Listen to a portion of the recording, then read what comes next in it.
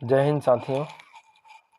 आज की इस वीडियो में हम ऊष्मा के संचरण की अन्य विधियों के बारे में बात करेंगे। चलिए स्टार्ट करते हैं।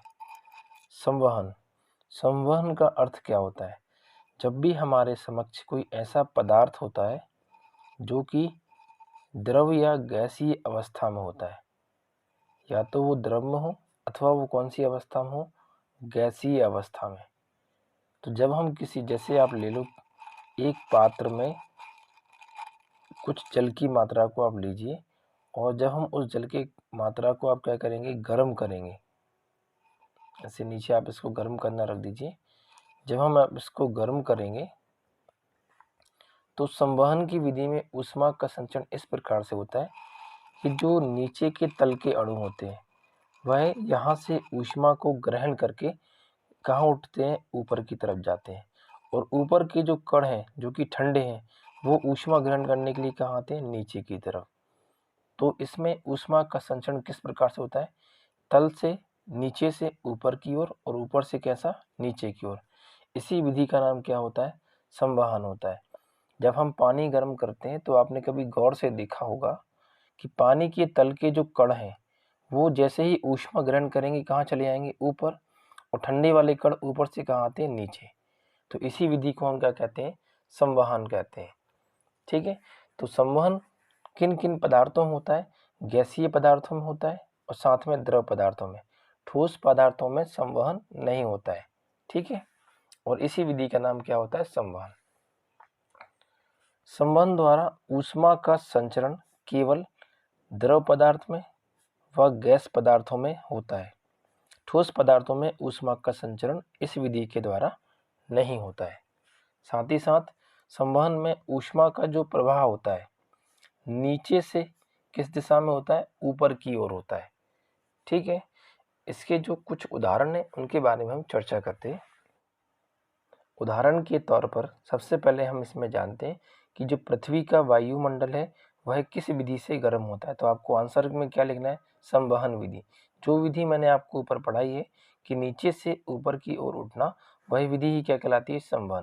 तो सबसे पहले आप याद रखेंगे, पृथ्वी का वायुमंडल संवहन विधि के द्वारा क्या होता है, गर्म होता है। दूसरा है वाहनों के रेडिएटर। रेडिएटर क्या होते हैं?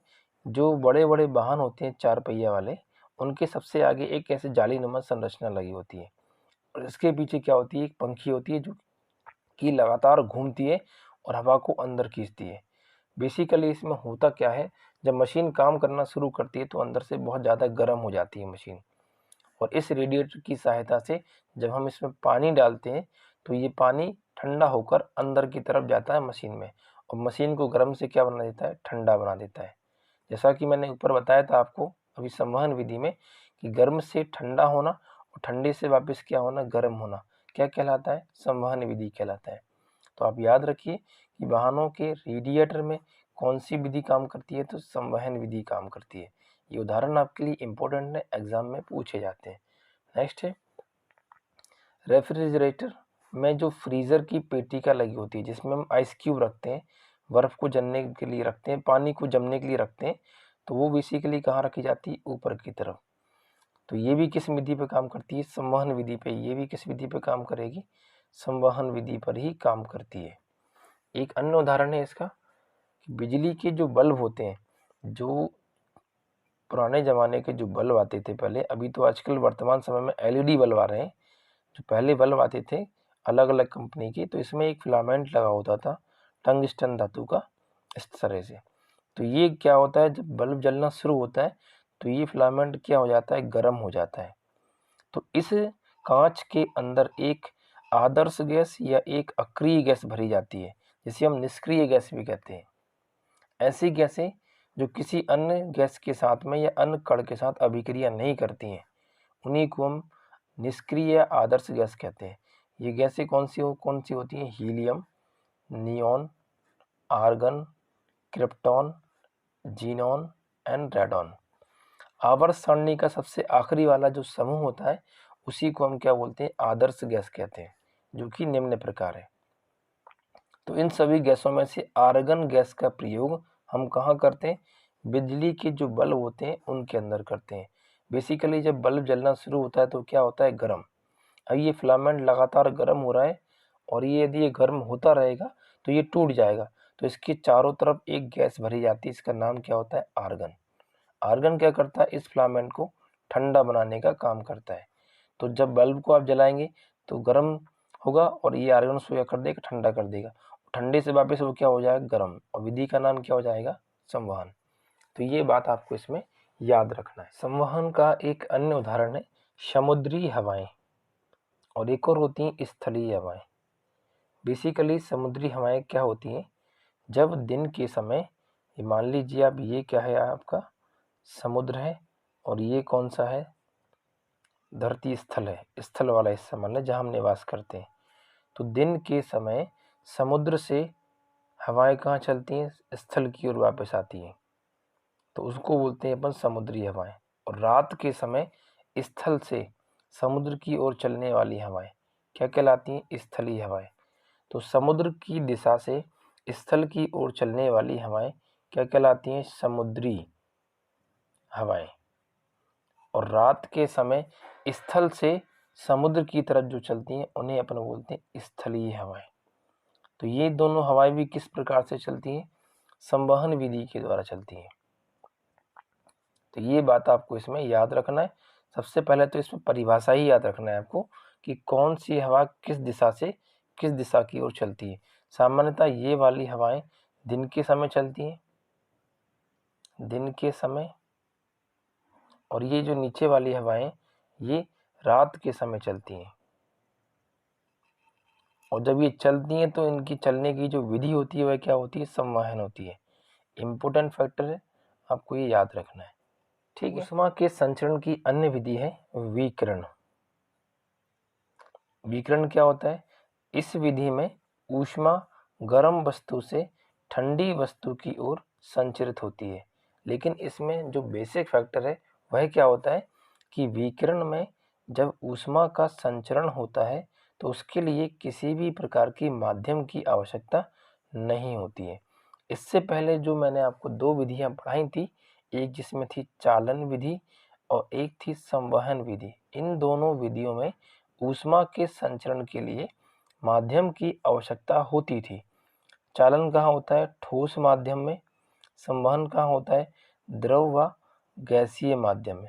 लेकिन जब कोई विकिरण की बात करते हैं तो उसको चलने के लिए किसी भी प्रकार की माध्यम की आवश्यकता नहीं होती है। ना ही ठोस की जरूरत होती है, ना ही द्रव की और ना ही गैस की। इसके बाद है कि निर्वात में भी इसी विधि से ऊष्मा का क्या होता है? संचरण होता है।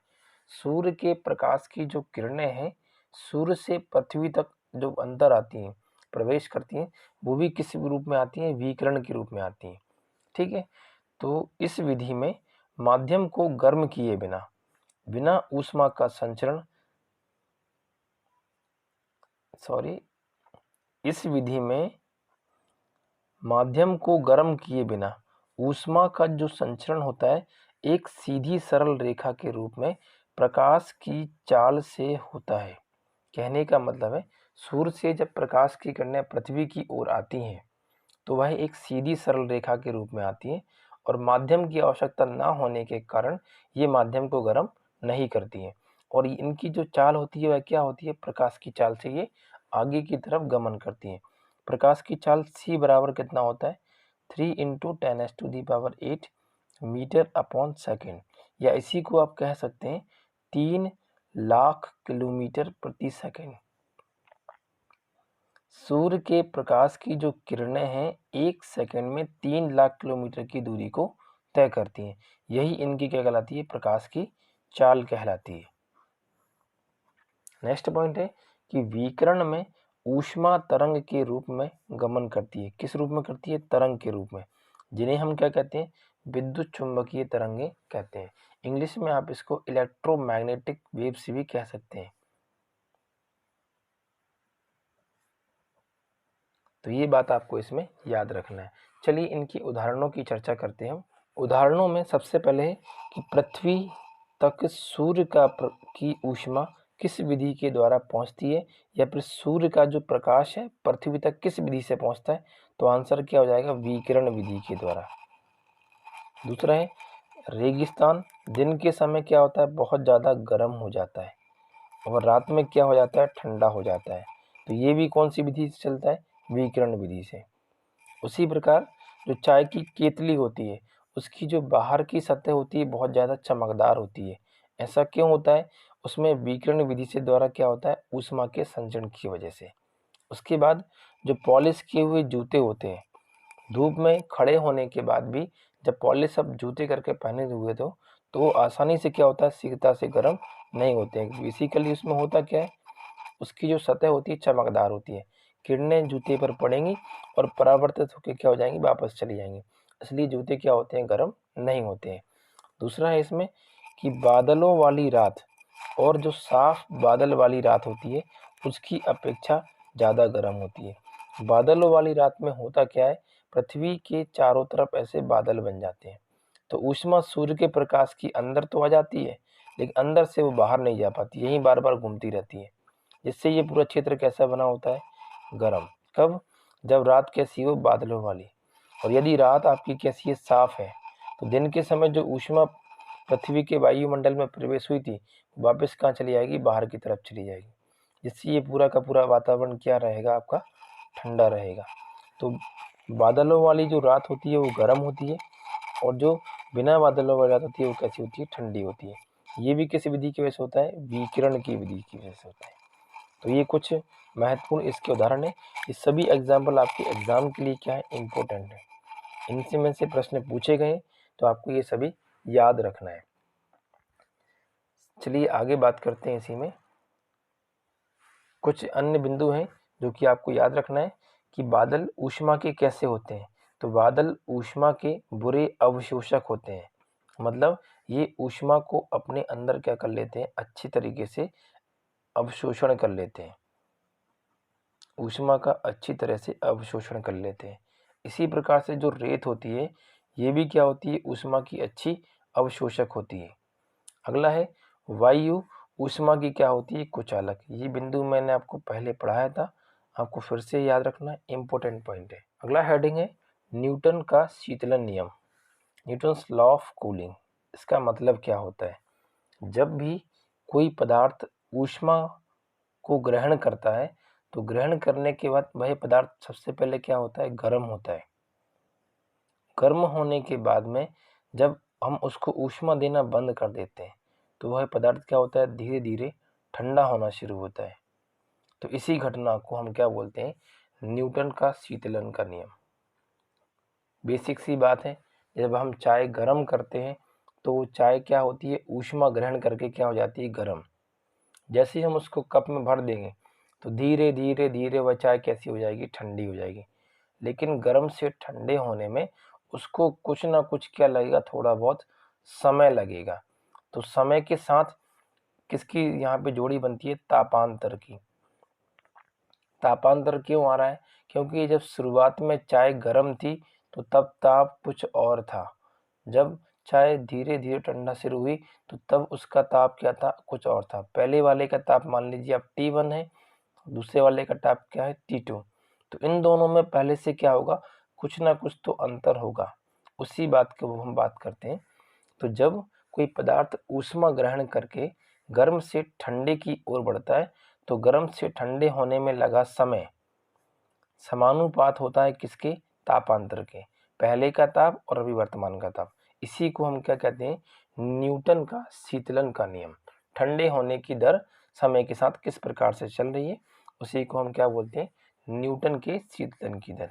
परीक्षा में जो प्रश्न पूछा जाता है इसका वह किस तरह से होता है कि गर्म पदार्थ के जो शीतलन की दर होती है, दर का तात्पर्य क्या है यहाँ पर, समय से है, या फिर ऊष्मा के हानि या फिर ऊष्मा के हानि की जो दर होती है वह किसके समानुपाती होती है। तो आंसर क्या हो जाएगा, तापांतर के समानुपाती होती है।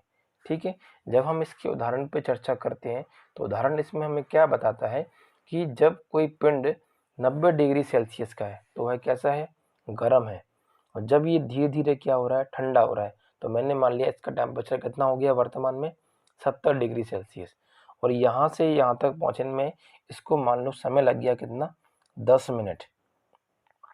तो यहाँ पे आप लिखेंगे ठंडा होने में लगा समय कितना, 10 मिनट। और इन दोनों के ताप में कितना अंतर है, 90 - 70 तो 20 डिग्री सेल्सियस। तो ये दोनों एक दूसरे के क्या होते हैं, समानुपाती होते हैं। ठीक है, यही क्या कहलाता है, हमारा शीतलन का नियम कहलाता है। यदि आपको इस कंप्लीट वीडियो का पीडीएफ नोट चाहिए तो ये आपको अगली जो आने वाली क्लास होगी उसके डिस्क्रिप्शन बॉक्स में आपको एक साथ अभी तक जितनी भी क्लासेस हुई हैं उन सब की पीडीएफ आपको एक साथ मिल जाएंगी। ठीक है, आगे इसमें एक हम नोट पढ़ते हैं, शीतलन का नियम। जो शीतलन का जो नियम होता है वह किसी भी वस्तु के पृष्ठ की प्रकृति और पृष्ठ के क्षेत्रफल पर भी क्या करता है, निर्भर करता है। तो इस बात को आप याद रखना कि शीतलन का नियम किन किन दो कारकों पर निर्भर होता है। तो वस्तु के पृष्ठ की प्रकृति पर और उस पृष्ठ के क्षेत्रफल पर, इन दो चीज़ों पर ये नियम क्या करता है, डिपेंड करता है। तो ये दोनों बातें आपको इसमें याद रखना है। एक बात और मैं आपको बताना चाहूँगा इसमें कि यदि आपको पटवारी 2023 भर्ती के शानदार हैंड राइट नोट्स चाहिए तो वो भी आप डिस्क्रिप्शन बॉक्स में लिंक चेक कर सकते हैं, वहाँ से आपको ये अवेलेबल हो सकते हैं। ठीक है, चलिए अब आगे बढ़ते हैं। अगला जो नियम है वह है किरचॉफ का नियम। बेसिकली क्या है, हमें ये नियमों की जो बेसिक थ्योरी है उन्हीं के बारे में पढ़ना है। ज़्यादा अंदर में हमें चीज़ों को नहीं जानना है, क्योंकि इसमें उदाहरणों से प्रश्न पूछे जाते हैं, नियम और थोड़ा बहुत उदाहरण। तो चलिए इस नियम के बारे में हम चर्चा करते हैं। इस नियम के अनुसार जो अच्छे अवशोषक होते हैं वही क्या होते हैं, अच्छे उत्सर्जक भी होते हैं। इसका क्या मतलब है कि यदि कोई पदार्थ ऊष्मा को अपने अंदर एब्जॉर्ब कर लेता है तो वह बाद में उसी ऊष्मा को क्या करेगा, बाहर निकालेगा। जैसे मैं बात करूं काले रंग की, काले रंग की जो वस्तुएं होती हैं वह क्या करती हैं, पहले ऊष्मा को अपने अंदर क्या कर लेती हैं, ग्रहण कर लेती हैं। और ऊष्मा ग्रहण करेंगी तो उसको अपन क्या बोलेंगे, अच्छा अवशोषक। और जब काले रंग को आप पहनोगे तो वह आपको ऊष्मा ग्रहण करने के बाद ऊष्मा को बाहर निकालेगा। बाहर निकालने का मतलब क्या है, उत्सर्जक। तो ऐसे पदार्थ जो अच्छे अवशोषक हैं और वही क्या हो जाए, अच्छे उत्सर्जक हो जाए। साथ ही साथ जो बुरे अवशोषक हैं वह कैसे हो, बुरे उत्सर्जक। मतलब ये कम मात्रा में ऊष्मा को अवशोषित करें और कम मात्रा में ही ऊर्जा को बाहर निकालें। तो इन दोनों को जब एक साथ पढ़ा जाता है तो उसी को हम क्या बोलते हैं, किरचॉफ का नियम। यदि मैं एक लाइन में आपको ये समझाना चाहूँ तो ये क्या होता है कि ऐसी वस्तुएं जो ऊष्मा को अपने अंदर आसानी से आने देती हैं और समय पड़ने पर ऊष्मा को अपने अंदर से बाहर निकलने देती हैं, और ऐसी वस्तुएं जो अपने अंदर ऊष्मा को कम मात्रा में आने देती हैं और कम मात्रा में ही बाहर निकलने देती हैं, उन सभी को अपन क्या कहते हैं, किरचॉफ का नियम कहते हैं। चलिए इसके उदाहरणों के बारे में चर्चा करते हैं। बेसिकली गर्मियों के दिनों में हम सफ़ेद कपड़े जब पहनते हैं तो वो हमारे लिए क्या होते हैं, आरामदायक होते हैं। क्योंकि सफ़ेद रंग के ऊपर जितनी भी प्रकाश की किरणें पड़ती हैं वह सभी की सभी क्या हो जाती हैं, ऐसे परावर्तित। जो भी ऊष्मा इसके ऊपर आएगी इनको ये अपने अंदर अवशोषित ना करके सभी को बाहर की तरफ क्या कर देता है, उत्सर्जित कर देता है। इसलिए गर्मी के दिनों में क्या होते हैं, सफ़ेद वस्त्र आरामदायक होते हैं। जबकि सर्दी के सीजन में काले कपड़े कैसे होते हैं हमारे लिए आरामदायक, क्योंकि काले रंग के ऊपर जितना भी प्रकाश पड़ता है वह अपने अंदर सबको क्या कर लेता है, उत्सर्ज अवशोषक कर लेता है। जितनी भी ऊष्मा उसके अंदर आ रही है सबको क्या कर लेगा, अपने अंदर वो एब्जॉर्ब कर लेगा। और एब्जॉर्ब करने के बाद धीरे धीरे धीरे धीरे उस ऊष्मा को बाहर निकालेगा और वह ऊष्मा आपके शरीर को प्राप्त होती है। तो ये बात आपको इसमें याद रखना है कि ये उदाहरण किस नियम से संबंधित है। तो आंसर क्या जाएगा, किरचॉफ का नियम। नेक्स्ट है कि जो खाना पकाने वाले जो बर्तन आते हैं हमारे, टेफ्लॉन के बने होते हैं, कढ़ाई वगैरह, तो उनकी जो तली होती है सबसे नीचे वो किस रंग की होती है, काले रंग की। और हल्की सी कैसी होती है, वो खुरदुरी होती है। ऐसा क्यों, क्योंकि जो काला रंग होता है वह ऊष्मा को अच्छी तरीके से एब्जॉर्ब करता है। तो ये भी किसका नियम हो जाएगा, किरचॉफ का नियम। अगला बिंदु है उसके बारे में बात करते हैं कि जो थर्मस की जो बाहर की सतह होती है और थर्मस की जो अंदर की सतह होती है वह कैसी बनाई जाती है, चमकदार बनाई जाती है। ऐसा क्यों कि अंदर यदि आप जो भी उसमें द्रव पदार्थ भर रहे हैं तो वो अंदर ही रहे उसकी ऊष्मा, और बाहर वाले की ऊष्मा क्या रहे, बाहर से रिफ्लेक्ट हो जाए। तो ये नियम भी किस पर आधारित होता है, हमारा किरचॉफ वाले पे। उसके बाद है श्वेत प्रकाश। श्वेत प्रकाश का मतलब होता है सफ़ेद रंग। सूर्य के प्रकाश में कितनी किरणें होती हैं, 7 किरणें होती हैं और उसमें रंग कितने होते हैं? टोटल 7 रंग, जो कि आप पढ़ते हैं बै जा नी हपी नाला करके। तो इन 7 रंगों में से यदि आप लाल रंग को हटा दें तो सभी 6 रंग किस रंग की तरह व्यवहार करेंगे? हरे रंग की तरह व्यवहार करेंगे। इसका मतलब क्या है कि जब हम किसी लाल रंग की वस्तु को गर्म करेंगे तो लाल रंग की वस्तु ऊष्मा को ग्रहण करके स्वयं को बाहर निकाल देगी, तो वह वस्तु फिर किस रंग की दिखाई देगी? हमको हरे रंग के प्रकाश की दिखाई देगी। तो ये सब नियम किसके होते हैं? हमारे किरचॉफ के नियम होते हैं। चलिए हम अब इसमें आगे बात करते हैं। इसमें आगे कुछ प्रश्न लिखे हैं, जो भी हम टॉपिक पढ़ेंगे उसके लास्ट में, सबसे लास्ट में कम से कम 10 प्रश्नों को हल करेंगे और ऐसा हम पर डे करेंगे, ठीक है। तो चलिए स्टार्ट करते हैं। इसी में सबसे पहला प्रश्न है कि शक्ति का एसआई मात्रक क्या होता है? आप लोग कमेंट करके बताएं आंसर क्या होगा, जब तक मैं इसका यहाँ पे आंसर ले देता हूँ कि शक्ति का जो एसआई मात्रक होता है वह क्या होता है? वॉट, WATTE, वॉट होता है। और इसमें जो वैल्यू आपको याद रखना है वह क्या होती है कि 1 HP बराबर कितना वॉट होता है? HP को आप पढ़ते होंगे हॉर्स पावर, तो आंसर क्या होगा? 746 वॉट के बराबर। दूसरा प्रश्न है विद्युतीय आवेश का एसआई मात्रक क्या होता है? तो विद्युत के आवेश का एसआई मात्रक होता है कूलाम्ब। तीसरा प्रश्न है आवृत्ति का एसआई मात्रक क्या होता है? मैंने आपको ये पढ़ाया नहीं है, लेकिन फिर भी आपको इन क्वेश्चन के माध्यम से इनको पढ़ना है, ठीक है। आगे जैसे जैसे चैप्टर आगे बढ़ेंगे हम सबको एक एक करके पढ़ेंगे, ठीक है, लेकिन फिर भी आप पहले से इनको पढ़ना सीखें। आवृत्ति का एसआई मात्रक होता है हर्ट्ज, जिसका सिंबल होता है HZ। उसके बाद बात करते हैं हम कि कोई भी विमान जो धरती की सतह से कुछ ऊंचाई पर उड़ रहा है, उसकी ऊंचाई यदि हमें मापना है तो उसको हम किस यंत्र की सहायता से मापेंगे? तो आंसर क्या हो जाएगा? अल्टीमीटर। अल्टीमीटर, इस यंत्र का आप नाम याद रखिएगा। नेक्स्ट है आपका क्वेश्चन कि बोलोमीटर यंत्र द्वारा मापन होता है किस चीज का?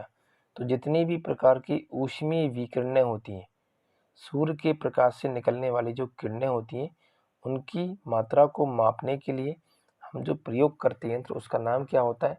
बोलोमीटर। या आप इसी को आप कह सकते हैं विद्युत चुम्बकीय विकिरण का मापन। विद्युत चुम्बकीय विकिरण का मापन किससे करते हैं? अपन बोलोमीटर नामक यंत्र से करते हैं, ठीक है। नेक्स्ट क्वेश्चन है कि द्रवों में ऊष्मा का अच्छा चालक पदार्थ कौन होता है? मतलब जितने भी मैंने यहाँ एग्जाम्पल लिखे हुए हैं ऑप्शन में, पारा, पानी, ईथर और बेंजीन, इन चारों में सबसे अच्छा ऊष्मा का चालक कौन होता है? तो आंसर क्या हो जाएगा? बेंजीन। बेंजीन का फॉर्मूला क्या होता है? C6H6, इस प्रकार से इसका ये सिंबल बनता है। चलिए अगले क्वेश्चन के बारे में बात करते हैं। प्रकाश की चाल थोड़ी देर पहले मैंने आपको बताई थी क्या होती है। प्रकाश 3 × 10⁸ मीटर प्रति सेकंड की चाल से चलता है। अगला प्रश्न है आपका कि निम्नलिखित को सुमेलित कीजिए। चलिए जरा स्टार्ट करना शुरू करें आप लोग। सबसे पहले लिखा हुआ अश्व शक्ति। अश्व शक्ति किसकी इकाई होती है? तो आंसर क्या हो जाएगा? शक्ति को मापने की इकाई। ये तरह क्या होती है? शक्ति को मापने की इकाई होती है। दूसरा इसमें लिखा है समुद्री मील किसकी इकाई होती है? तो एक होता है आपका नॉटिकल मील, इसी को अपन क्या बोलते हैं? समुद्री मील। समुद्री मील की सहायता से हम क्या नापते हैं? दूरी को मापते हैं। तीसरा लिखा हुआ है सेल्सियस, तो ये होती है तापमान को मापने की इकाई। तापमान को मापने की कुल 5 इकाइयाँ होती हैं, तो इन 5 इकाइयों में से एक इकाई क्या होती है? हमारी सेल्सियस। उसके बाद है वोल्ट। वोल्ट मापा जाता है किसकी सहायता से? विभव को। यहाँ पर विभव को मापने की क्या होती है? एक इकाई होती है। उसके बाद हम आगे लिखते हैं। चलिए अब हम इसमें आगे बात करते हैं ठोस कोण का मापन। तो ठोस कोण मापा जाता है किससे? स्टेरेडियन से। त्वरण की एसआई मात्रा क्या होता है? मीटर प्रति सेकंड, जिसको आप ऐसे लिख सकते हैं मीटर अपॉन सेकंड। तरंग की लंबाई का मापन क्या होता है? तो तरंग को मापने का जो मात्रक होता है वह क्या होता है? एंगस्ट्रॉम। इसको सिंबल क्या होता है? ऐसा। और एक एंगस्ट्रॉम बराबर होता है 10⁻⁻10 मीटर के बराबर।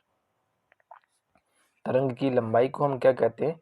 तरंग दैर्ध्य कहते हैं। इसको आप याद कर लीजिए कि तरंग की लंबाई को क्या कहा जाता है? तरंग दैर्ध्य कहा जाता है। और इसका जो संकेत होता है वह क्या होता है? लैम्डा।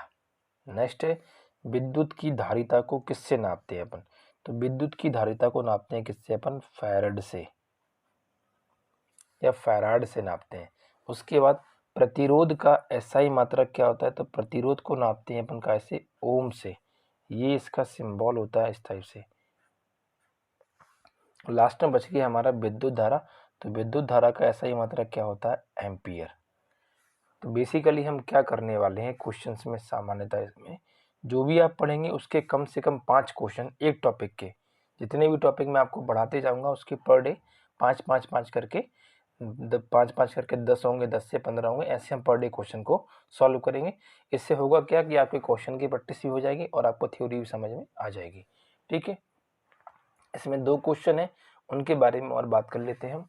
पहला इसमें लिखा है कि किसी पदार्थ में निहित ऊष्मा की मात्रा क्या कहलाती है? तो इसका आंसर हो जाएगा तापमान।